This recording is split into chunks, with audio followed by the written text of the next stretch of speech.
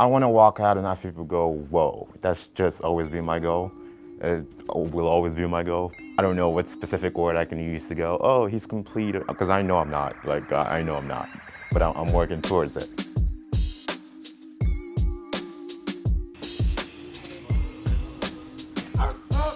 There are poses before you hit the pose that no one talks about. You don't just go like a robot and hit the pose and then hit the next pose. And so, like, I believe that that flair or that classic look or whatever is based on how you move from pose to pose. You want to make it seem almost effortless, if that makes sense, but that takes practice. Like, for me personally, I practice almost pretty much every day. It's actually my regimen, so it's kind of like one of those things where it doesn't come naturally. You kind of have to work for it.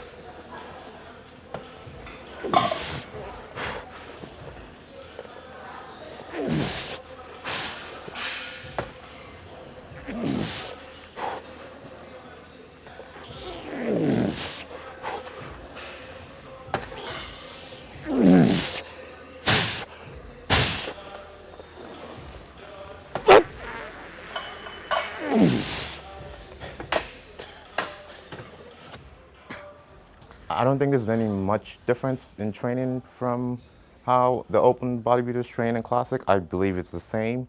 It's just we have to make a certain weight, so we have to limit how far we can push the growth per se in terms of weight.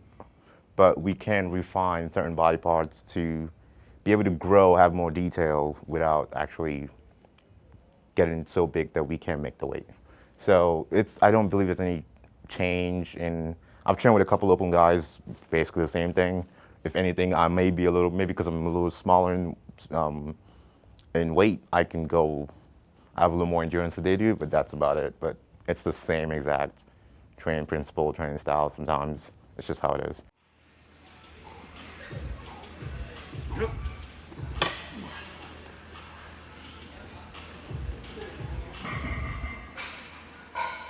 Come on. Up. Let's go. Come on.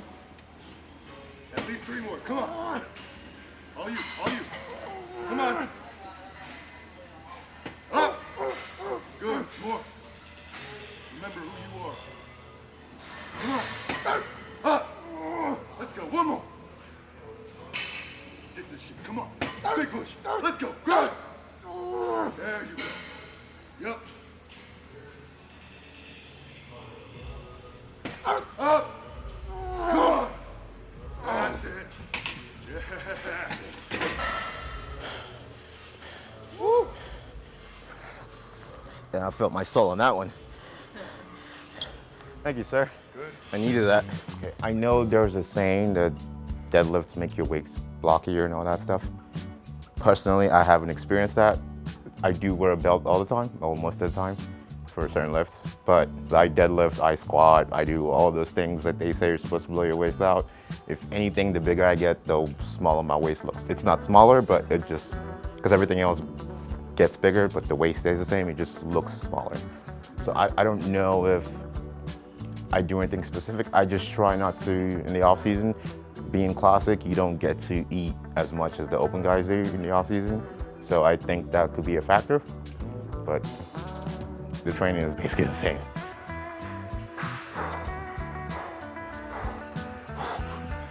Don't be a bitch. Let's go. 3 weeks. One more.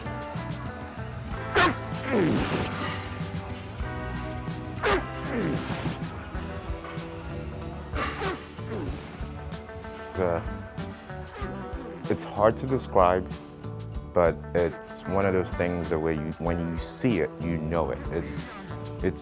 They could be two different physiques, and you can go, that's a bodybuilder, that's a classic guy. There's a reason for that. It's a shape thing. Although, like example, Bumstead's like what, 6'2", 245 on stage or whatever, and Terrence is like 5'6", 185 or 180. Two drastically different looks, two drastically different shapes, but they're both classic because they have that look. So I don't know how best explain the look. It's just more when you see it, you know it. It's just one of those pretty tiny waist, flaring quads, flaring lats. It just flows, like each physique, each body part flows onto the next.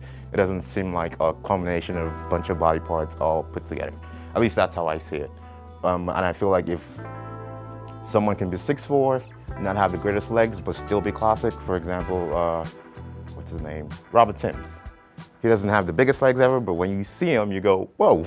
Like, you know, and then there's people like Brant Chen with the freakiest legs ever, and then you go, that's a classic. It's just, when you see it, you know. It's kind of hard to explain. Good. Push yourself into the pose. There you go. There you go. Good. There you go. Really push your hips out of that hole. There. Good. Good.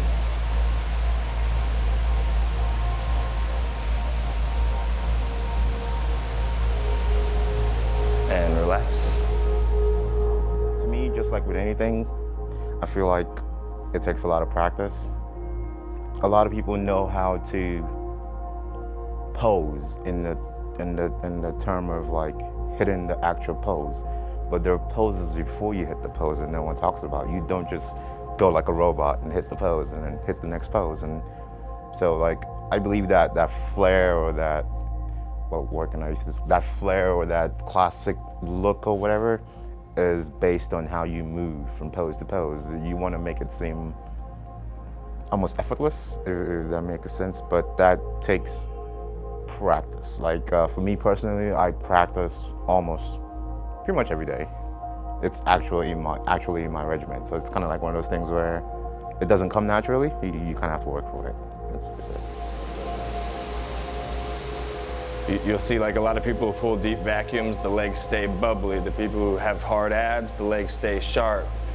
And those people who navigate between the two and can show you both are your favorites.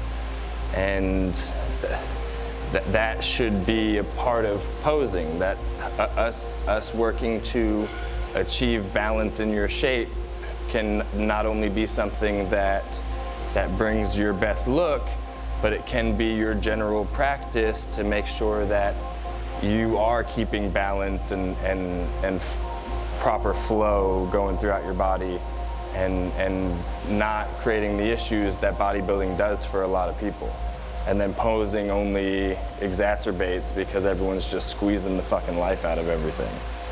And then you see people like busting a leak on stage and just wringing the towel out just because they're just squeezing it too much.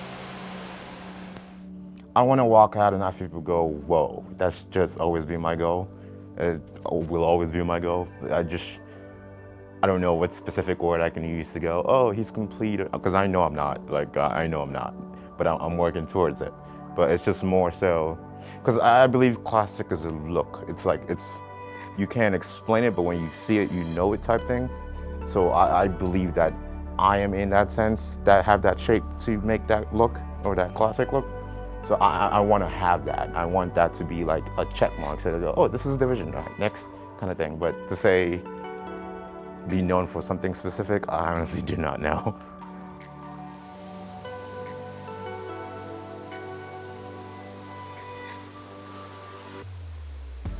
I'm not delusional. I get that in the classic physique division, there are tiers. Like in the smaller normal shows, I've always won those. I've never lost, except my first year, but after that, I've always won the shows.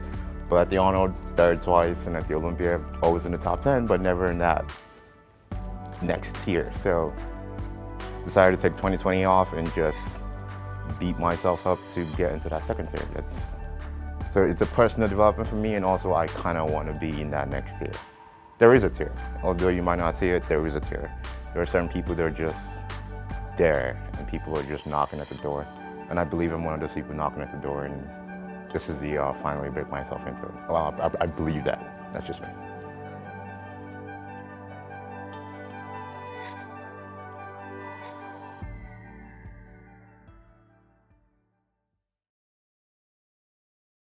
There's things that you can do and also enjoy bodybuilding. You know, I'm not one of them people that just eat my meals, sleep, train. To me, that's a miserable ass life. I don't want it, and I personally will not enjoy it.